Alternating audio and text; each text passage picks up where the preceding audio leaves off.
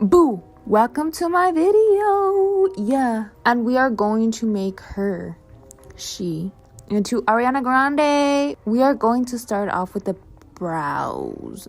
And what are your guys' thoughts about the Ethan Slater and Ariana Grande drama? I don't know why. I just want everybody to be happy. I also made Ollie be happy. Clearly, when people do the wrong things, they need to be held accountable, but everybody needs their peace, especially the family that was affected and the child. But moving forward, I am going to mix black and brown to get a good similar brow. And oops, she got fleas in her brows. Oh my god, she got fleas in her brows.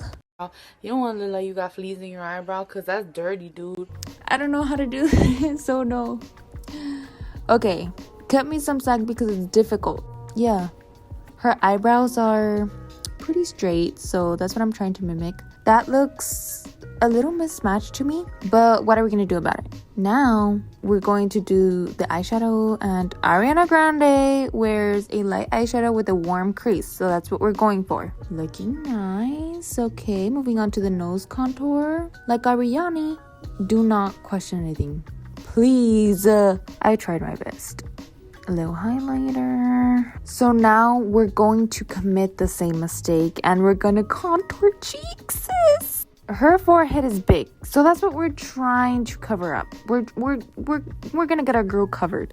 Now we're gonna do her lips, and I'm just starting off by applying some pink lip gloss, but I'm gonna mix this right now shortly with the nude lip. Why? Because that's kind of what Ariana wears sometimes, you know, a glossy nude lip, but I thought this pink would match perfectly, so this is what I'm going for.